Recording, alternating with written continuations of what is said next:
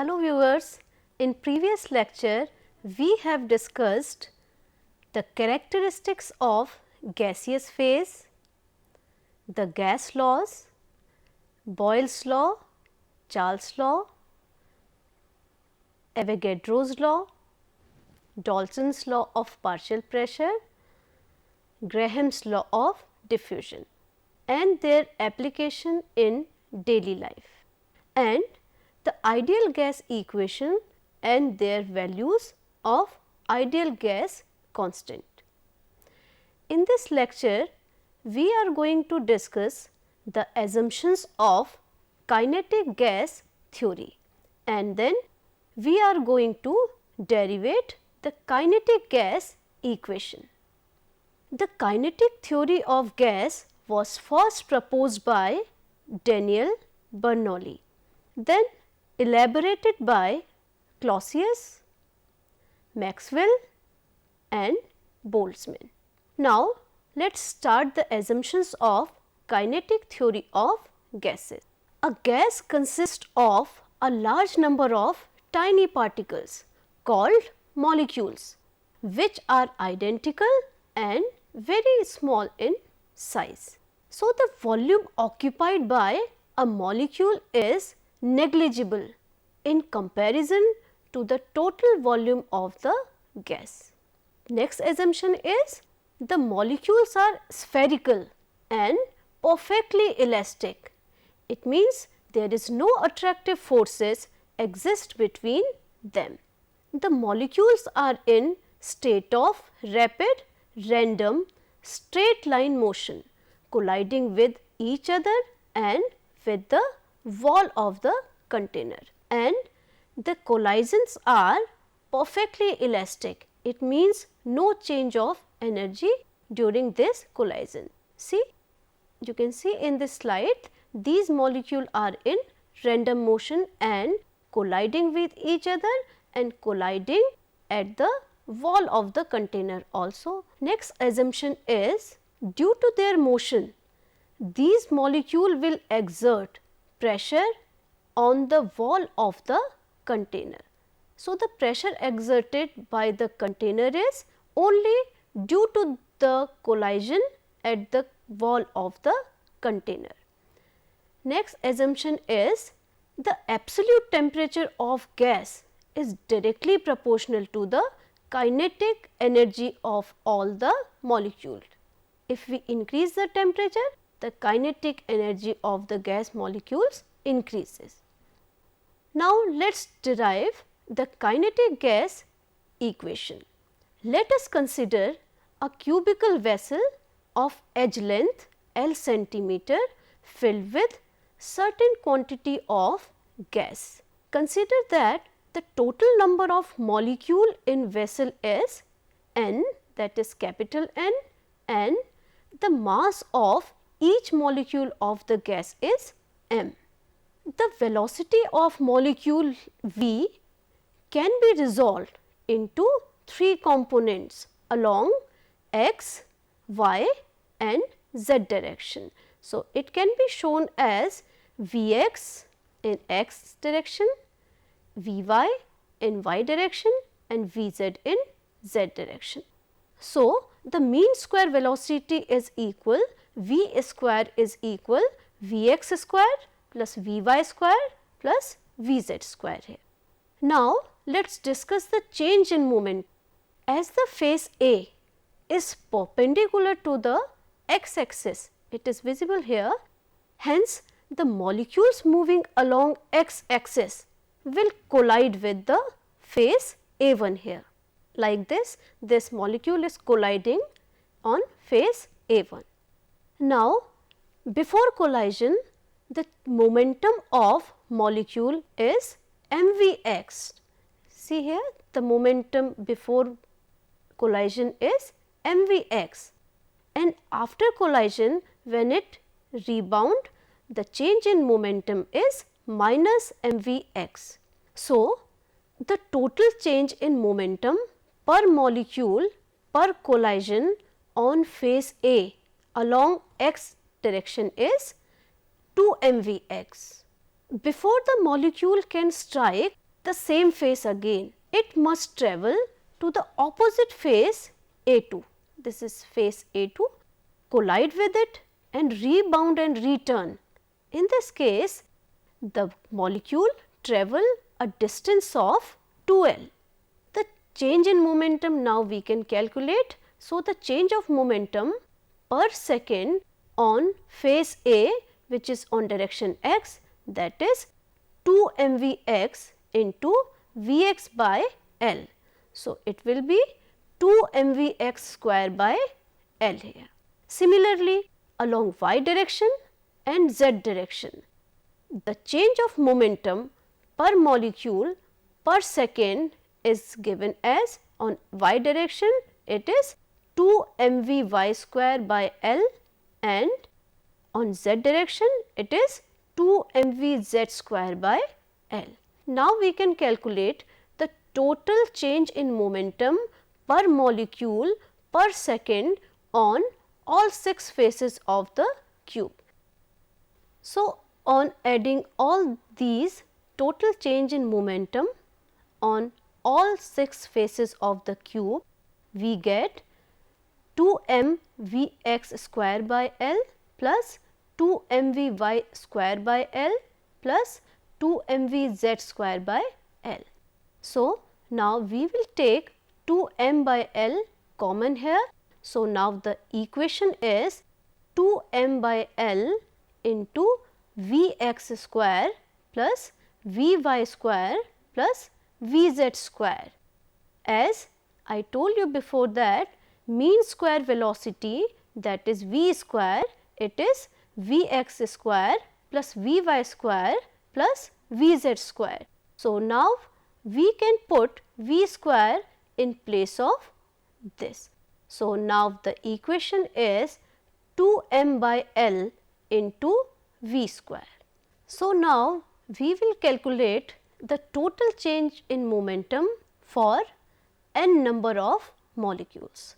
So, now the equation will be 2 mn by L into V square. M is the mass here, n is the number of moles, V square is the mean square velocity and L is the distance. Now, we will check the pressure exerted on the wall. For this, as we know, the Newton's law of motion is force is equal rate of change of momentum. So, the pressure exerted on the wall of the container will be pressure is equal force by area. So, in place of force we will put 2 mn L by V square and A is the area here. For the cube, the area is 6 L square because a cube has 6 sides. So, for this the area is 6 L square. Now, we will put this value here. So, the equation will be P is equal 2 mn by 6 L square into L into V square. So, that is equal 6 L cube it will. So, we can write it like 6 V.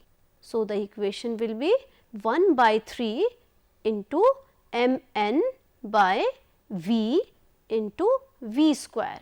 So, finally, we get the equation, it is PV is equal 1 by 3 mn V square. This equation is known as the kinetic gas equation, and this equation is applicable for ideal gas only. So, PV is equal 1 by 3 mn V square.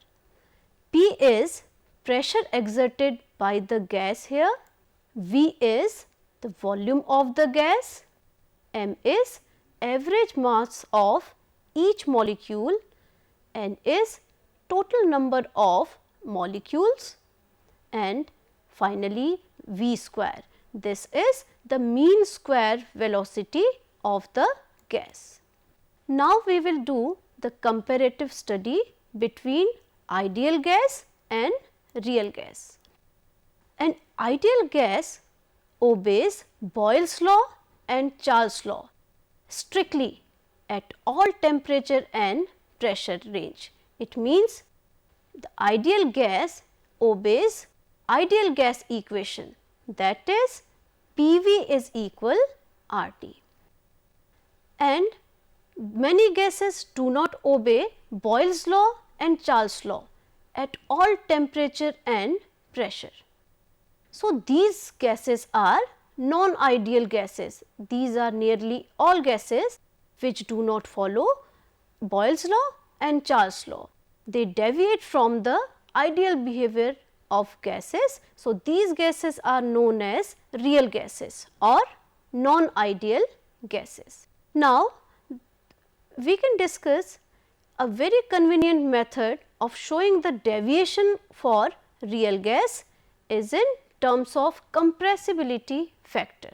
Compressibility factor is defined as the product of pressure and volume of a gas divided by the product of temperature of the gas and the gas constant. Compressibility factor is represented by Z, and Z is equal PV by nRT. For ideal gas, the value of compressibility factor is always unity, and for real gas, the compressibility factor always deviate from unity.